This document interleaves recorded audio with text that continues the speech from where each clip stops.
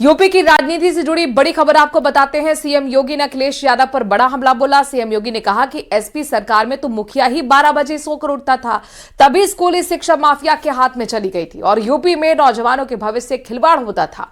CM योगी के बयान पर अखिलेश ने भी जवाब दिया है और एसआईआर को एनआरसी बताया है। रिपोर्ट देखिए।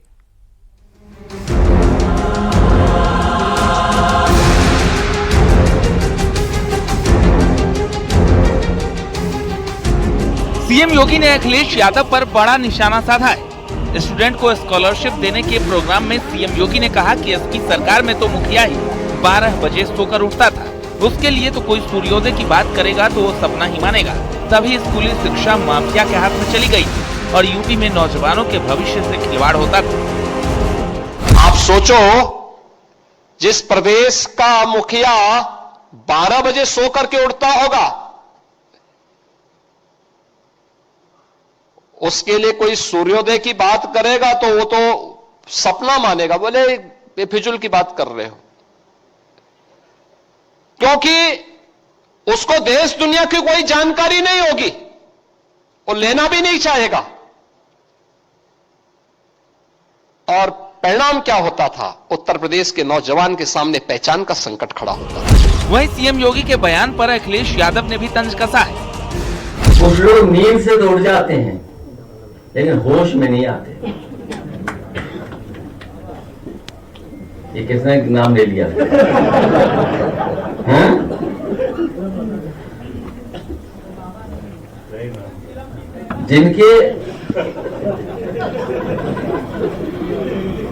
जिनकी आंखें दिन भर बंद रहती हैं, अगर ध्यान से देखोगे तो दिन भर आंखें बंद रहती हैं और जाकर भी मधोर रहते हैं वो।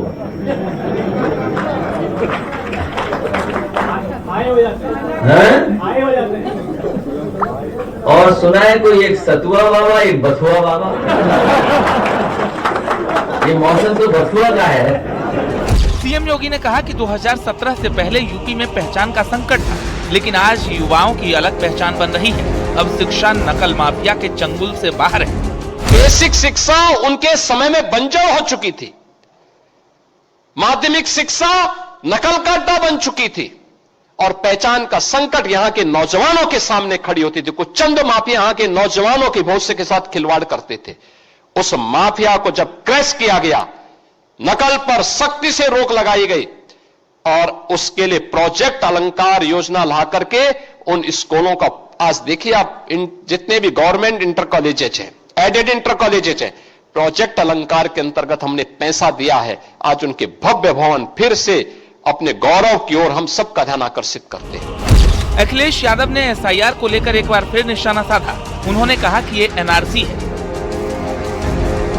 जो बुलडोजर चला रहे हैं वो अभी भी नींद में हैं, क्योंकि उन्हें एहसास नहीं है कि जिस दिन वोट पड़ेगा तो उनकी गिनती कहां होगी जाकर के।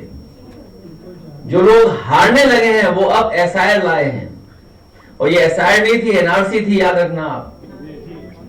हम लोगों ने कई बार कहा कि ये वोट के बहाने इलेक्शन कमीशन से करा रहे एनआरसी। सीएम योगी ने जहां निशाना साधा वहीं अखिलेश ने भी जवाब दिए। सियासी वार पलटवार जारी है। Bureau report, news 18।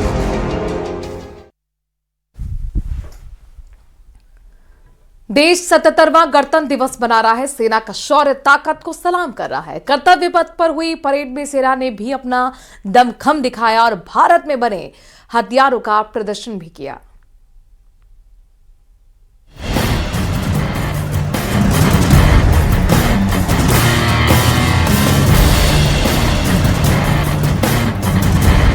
कर्तव्य पथ पर दिखी भारत की ताकत।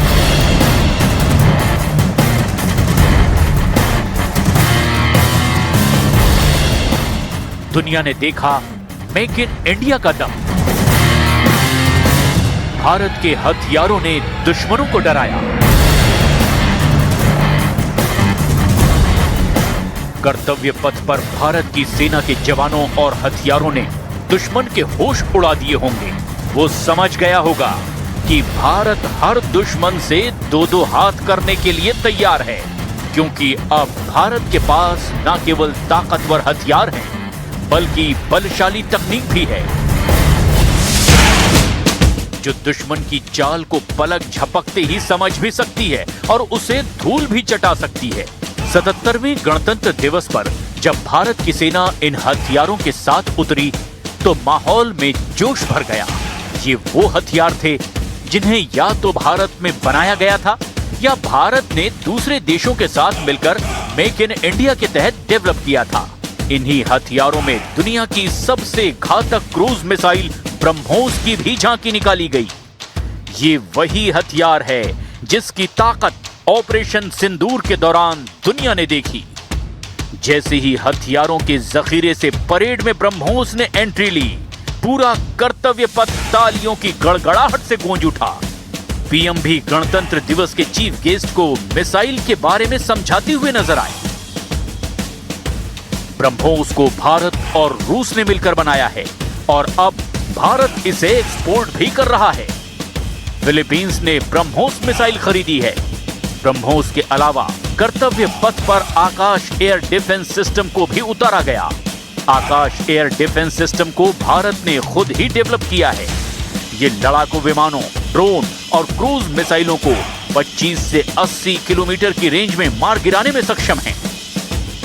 आकाश एयर डिफेंस सिस्टम को मोबाइल प्लेटफॉर्म पर तैनात किया जा सकता है, जो भारतीय सेना और वायुसेना को हवाई सुरक्षा प्रदान करता है। इसके खरीदारों में सबसे पहला देश आर्मेनिया है। ब्रह्मोस और आकाश एयर डिफेंस सिस्टम से पहले ही परेड में कई भारतीय हथियार भी नजर आए, या यूं कहें कि उनकी भरमार दिखाई दी। परेड की अगुवाई इंडियन एयरफोर्स के Mi-17 हेलीकॉप्टर ने की। भारतीय तिरंगा लहराते हुए सबसे पहले इसी हेलीकॉप्टर ने हुंकार भरी, जिसके बाद एक एक करके स्वदेशी हथियारों की झांकियां दिखाई दी, जिनमें Arjun main battle tank, anti tank guided missile, Amogh और धनुष गन सिस्टम भी दिखाई दिए। यानी इस बार गणतंत्र दिवस की परेड के जरिए भारत ने बता दिया कि वो तैयार है, वो भी अपने दम पर। कोई भी उसकी ओर आंख उठाकर देखेगा तो भारतीय सेना उसकी आंखें नोच लेगी और अपने हथियारों की धमक से दुश्मन को धूल चटा देगी।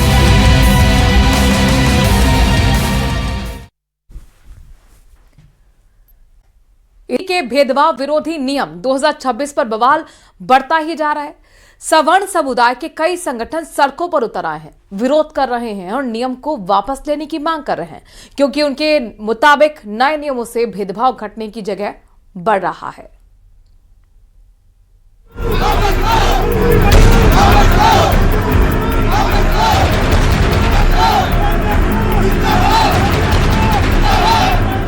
यूजीसी पर सवर्ण समुदाय के अलग अलग संगठनों का ये गुस्सा उसके नए नियम की वजह से उतरा, जिसका नाम है भेदभाव विरोधी अधिनियम 2026।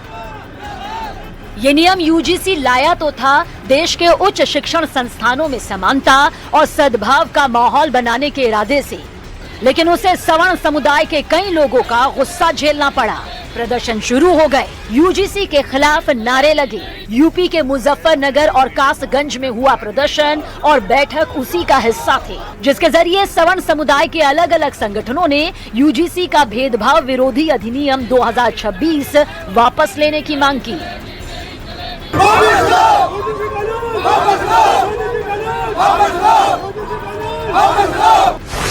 यूजीसी ने भेदभाव विरोधी नियम 2026 को 15 जनवरी को लागू किया था, लेकिन कुछ कारणों से इसका विरोध होना शुरू हो गया। सबसे बड़ा कारण ये है कि इस अधिनियम ने जातिगत भेदभाव को मुख्य रूप से अनुसूचित जाति, अनुसूचित जनजाति और अन्य पिछड़ा वर्ग तक सीमित कर दिया है। इसके तहत हर यूनिवर्सिटी में एक कंप्लेंट सेल बनाना जरूरी होगा, जो स्टूडेंट्स की शिकायतों का तुरंत निपटारा करेगा। नियमों में साफ है कि एडमिशन और हॉस्टल आवंटन में पूरी तरह ट्रांसपेरेंसी बरतनी होगी, ताकि सभी स्टूडेंट्स को समान अवसर मिले।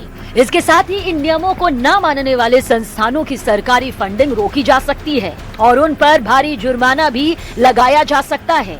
जबकि विरोध करने वालों का तर्क है कि भेदभाव किसी भी जाति के छात्र के साथ हो सकता है, इसलिए कानून का दायरा यूनिवर्सल होना चाहिए। एक वर्ग इसलिए भी फिक्रमंद है क्योंकि नियमों में सख्त वजह होने की वजह से इसका गलत इस्तेमाल हो सकता है। यही नहीं, बढ़ते बढ़ते विवाद सुप्रीम कोर्ट भी जा पहुंच चुका है। सामाजिक संगठनों के बाद राजनीतिक पार्टियां भी विवाद में कूद पड़ी। उद्धव ठाकरे की शिवसेना की नेता प्रियंका चतुर्वेदी ने सोशल मीडिया पोस्ट में लिखा कि कैंपस में किसी भी प्रकार का जातिगत भेदभाव गलत है और भारत में पहले ही कई छात्र इसके दुष्परिणाम झेल चुके हैं। लेकिन क्या कानून को समावेशी नहीं होना चाहिए और ये सुनिश्चित नहीं करना चाहिए कि सभी को समान रूप से संरक्षण मिले? फिर कानून के लागू होने में ये भेदभाव क्यों? सियासत शुरू हुई तो बीजेपी नेताओं का जवाब भी आया। भरोसा दिया गया कि विवाद दूर करने के लिए नियम में संशोधन किया जा सकता है। बीजेपी सांसद निशिकांत दुबे ने सोशल मीडिया पोस्ट में लिखा, मोदी है तो मुमकिन है, विश्वास रखिए। यूजीसी नोटिफिकेशन की सभी भ्रांतियों को दूर किया जाएगा। यूजीसी कमेटी में सर दलित अति पिछड़ा ओबीसी को शामिल किया जा रहा है सर, और अनिवार्य कर दिया है। इससे स्वयं समाज नाराज हो सकता है। सारी नाराजगी दूर कर दी जाएगी। यानी जो नियम यूजीसी समानता के लिए और शिक्षण संस्थानों में विवाद कम करने के लिए लाया, उसी पर विवाद हो गया। यूजीसी पर भेदभाव का आरोप लगा। सवर्ण समुदाय के लोग सड़कों पर उतरे, नाराजगी जताई, जिस पर सरकार की तरफ से भरोसा दिया गया कि जरूरी संशोधन करके सवर्ण समुदाय के लोगों की नाराजगी दूर कर दी जाएगी।